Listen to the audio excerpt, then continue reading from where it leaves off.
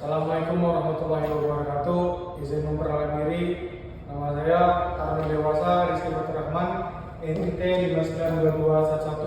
592211218382 dari Prodi Teknika kelas T7B.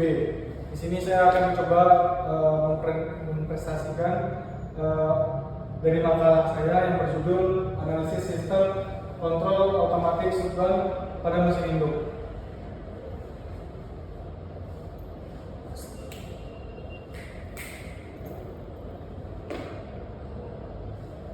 Dapat kita lihat dari layar di depan, dari abstraksi menjaga keandalan operasional mesin induk. Sistem kontrol otomatik shotgun memegang peran penting krusial sebagai garda terdepan dalam menjaga keselamatan dan keandalan operasional permesinan kapal. Mekanisme ini dirancang untuk mendeteksi kondisi abnormal pada parameter kritis mesin seperti tekanan minyak lumas dan suhu air pendingin. Jika parameter ini melampaui batas aman yang telah ditentukan, sistem akan secara otomatis menghentikan mesin untuk mencegah kerusakan lebih lanjut. Dan analisis ini bertujuan untuk mengeksplorasi kinerja dan komponen utama sistem, termasuk sensor, PLC, kemudian aktuator, dan sistem alarm guna memastikan fungsi proteksi perjalanan yang optimal. Pendahuluan fondasi keselamatan dalam pelayaran.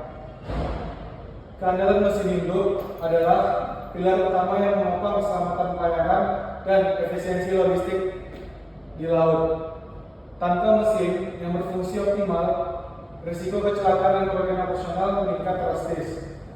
Regulasi internasional dapat kita lihat khususnya pada SOLAS, yaitu bab 2 sampai 1 dari IMO, secara tegas mewajibkan dan keberadaan perangkat pengaman otomatis pada mesin penggerak utama yang ada di kapal. Hal ini menunjukkan urgensi penerapan sistem otomatik shotgun itu sendiri. Kemudian dapat kita lihat cara mengidentifikasi tantangan dalam sistem otomatik shotgun mesin induk. Yang pertama yaitu pemicu shotgun mendadak. Maksudnya adalah menganalisis faktor-faktor apa saja yang menyebabkan sistem otomatik aktif secara mendadak yang tak terduga. Kemudian kedua, dampak kegagalan dari sensor, yaitu dengan menyelidiki bagaimana kegagalan sensor dapat mempengaruhi operasi dan keandalan sistem proteksi mesin. Yang ketiga, efektivitas waktu respon, mengevaluasi dampak aktivitas dan waktu respon sistem dan memitigasi risiko kerusakan fatal pada mesin itu sendiri.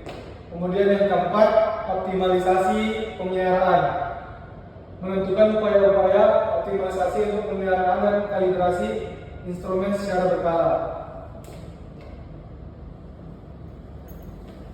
Kemudian tujuan dari penelitian yaitu menjamin keandalan navigasi. Yang pertama dapat kita lihat yaitu identifikasi faktor pemicu. Apa itu? Mengidentifikasi secara komprehensif faktor-faktor pemicu shotgun mendadak dan menganalisis pengaruh kegagalan sensor terhadap sistem. Yang kedua yaitu analisis aktivitas respons, yaitu menganalisis seberapa efektif waktu respon sistem dalam mencegah kerusakan mesin yang berpotensi parah dan mahal, yang mana itu sangat penting dalam sistem kontrol itu sendiri. Dan yang ketiga, penentuan prosedur optimal, menentukan prosedur pemeliharaan preventif dan kalibrasi yang optimal untuk menjamin keandalan sistem dan navigasi yang ada di kapal. Kemudian langkah sentari, apa itu? Memahami sistem kontrol. Sistem kontrol itu sendiri sebagai pengatur. Sistem kontrol didefinisikan sebagai berikut: kumpulan komponen yang bekerja sama untuk mengatur perilaku dalam sistem yang lain. Dalam hal ini, mesin kapal agar dapat mencapai output yang diinginkan, ini dilakukan melalui siklus secara berulang dan input atau dari data sensor itu sendiri. Yang kedua, proses atau analisis dan keputusan. Dan output, yaitu tindakan korektif. Kemudian ada namanya cyber physical system atau CPS. Dalam konteks modern ini, sistem ini seringkali tergolong dalam cyber physical system atau CPS, yaitu integrasi erat cyber physical system atau CPS. Dalam konteks modern, sistem ini seringkali tergolong dalam cyber physical system atau yang dikenal CPS, yaitu integrasi erat antara proses fisik permesinan dengan komputasi digital. CPS memungkinkan pengawasan dan interferensi yang lebih cerdas dan efektif. Kemudian fungsi diagnosis sistem kontrol memungkinkan deteksi anomali secara dini dan pemicuan mitigasi secara otomatis, baik berupa penggunaan beban atau load reduction atau penggantian total atau yang terkenal dengan shutdown sebelum terjadi kerusakan yang parah atau serius. Kemudian ada teori yang kedua, yaitu mekanisme feedback dan closed loop. Ada sistem kontrol feedback dan closed loop.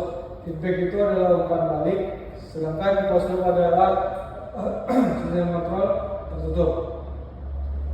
Yang pertama saya akan menjelaskan feedback atau umpan balik.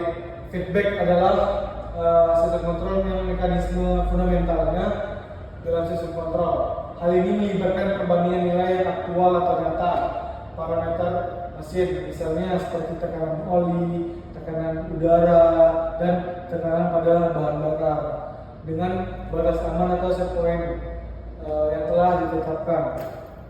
Jika terdeteksi adanya deviasi, sistem akan menghasilkan error sinyal yang mengindikasi adanya sebuah masalah. Kemudian sistem kontrol tertutup atau yang dikenal dengan closed loop control. Sistem closed loop bekerja secara otonom berdasarkan error sinyal. Controller akan secara otomatis mengeksekusi tindakan yang korektif.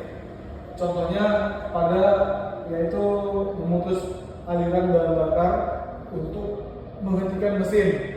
Tujuannya yaitu yang utama adalah mencapai mesin dalam kondisi aman atau dengan fail-safe state tanpa campur tangan manusia itu sendiri, sehingga dapat meminimalisir risiko kerusakan yang fatal.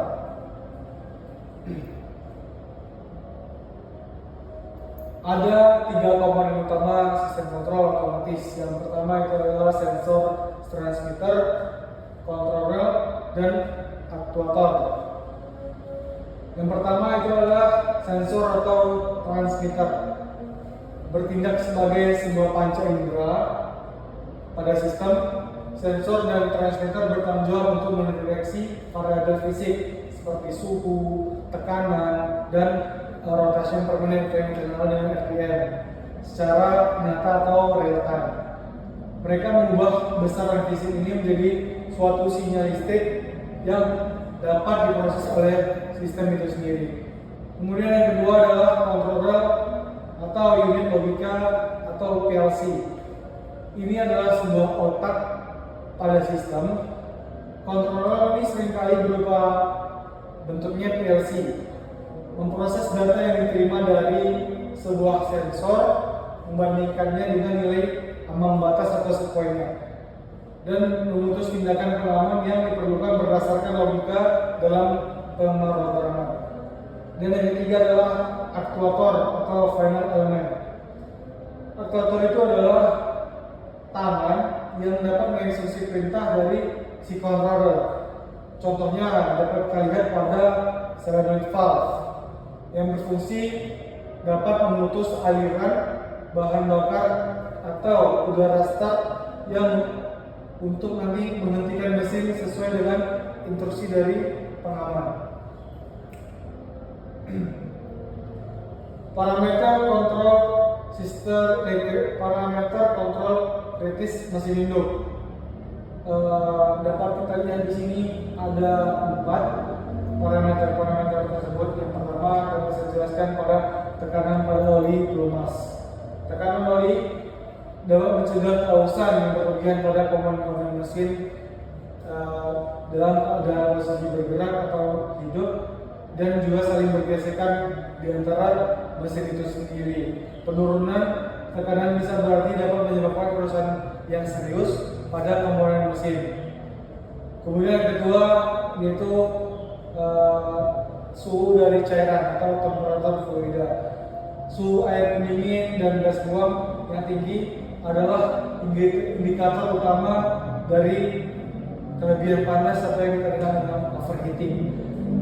Kontrol temperatur atau suhu penting untuk mencegah kerusakan thermal pada setiap komponen mesin yang bergerak. Kemudian yang ketiga, level dari fluida itu sendiri. Pemantauan level fluida itu sangat penting, dapat kita lihat pada oli atau air pendingin pada mesin induk ataupun auxiliary engine. Itu fungsinya itu mencegah kerusakan akibat kekurangan cairan pelumas atau pendingin yang mengakibatkan gesekan kering atau panas yang berlebihan. Dan yang ketiga itu adalah kontrol mesin atau RPM. Kontrol RPM ini sangat berfungsinya, sangat berguna di kapal. Mengapa?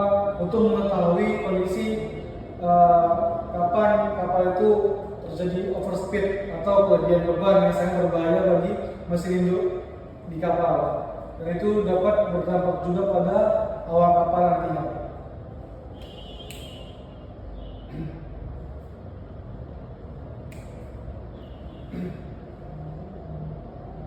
Kemudian ada analisis gangguan pada sistem otomatis Sundon itu sendiri. Ada 4. Yang pertama saya coba akan menjelaskan, yaitu pada gangguan instrumentasi atau terjadinya penyimpangan kalibrasi, kemudian kerusakan fisik pada sensor dapat menimbulkan pembacaan yang tidak optimal atau akurat. Itu dapat memicu Sundon gagal untuk mendeteksi kondisi dalam berbahaya. Kemudian yang ketiga itu adalah kesalahan logika kontrol. Kesalahan ini biasanya dalam pemrograman PLC, terjadi kegagalan modul atau dapat mengakibatkan sistem tidak merespon secara benar dalam menginput suatu sensor, sehingga dapat mengurangi efektivitas dalam proteksi atau pembacaannya. Kemudian yang ketiga, kerusakan mekanis akuator. Kerusakan pada akuator dapat menyebabkan seperti selengan valve yang macet, kemudian dapat menyebabkan sistem gagal dalam mengeksekusi perintah shutdown meskipun kontrol telah memberikan sebuah instruksi. Kemudian yang faktor ketiga adalah hardware atau faktor dari manusia itu sendiri.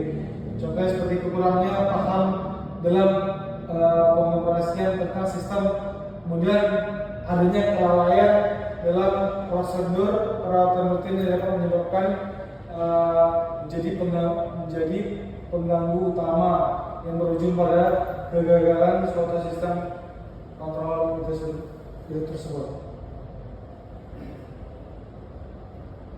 Peran krusial sistem otomatis Sundon dapat kita lihat di sini ada 4. Cuma saya ingin coba menjelaskan kenapa pada mesin induk kapal merupakan sebagai tulang punggung.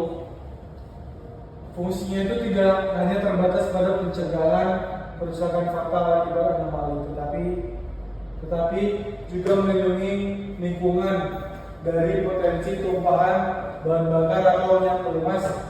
Nah, ini adalah sebagai garda terdepan yang memastikan mesin itu dapat beroperasi secara pengamankan juga aman. Kemudian dapat menghindari kerugian finansial yang dapat merusakkan bagi perusahaan pelayanan tersebut. Di sini ada 4, yaitu yang pertama adalah proteksi pada mesin itu sendiri. Yang pertama untuk mencegah kerusakan parah akibat kondisi operasional yang abnormal. Kemudian yang ketiga, keselamatan pada kapal, mengurangi risiko kecelakaan yang disebabkan oleh kegagalan mesin. Dan yang ketiga, efisiensi operasional, meminimalisir waktu yang tak terencana atau yang biaya perbaikan. Kemudian yang keempat, kepatuhan dalam regulasi atau peraturan, memenuhi standar keselamatan maritim internasional sesuai dengan IMO itu sendiri. Kemudian dapat kita lihat di sini merespon mekanisme respon sistem kontrol. ini dirancang untuk operasi secara mandiri, memantau kondisi mesin secara nyata atau real time, kemampuannya untuk mendeteksi anomali, mengambil tindakan secara korektif tanpa campur tangan manusia itu sendiri. Di sini ada 3 yang kita perhatikan adalah dalam kondisi normal, dia sistemnya stabil, sensor terus memantau parameter tanpa interferensi. Kemudian yang kedua adalah deteksi anomali, sensor mengirim sinyal kepada sebuah PLC ketika nilai melebihi ambang batas atau set point. Dan yang ketiga ada yang namanya aktivasi aktuator. Apa itu? PLC dia membandingkan sebuah data, kemudian mengaktifkan aktuator yang sangat relevan. Nah, eksekusi pemutusan sampai bahan bakar melalui solenoid valve itu terjadi secara instan atau secara singkat, yang mana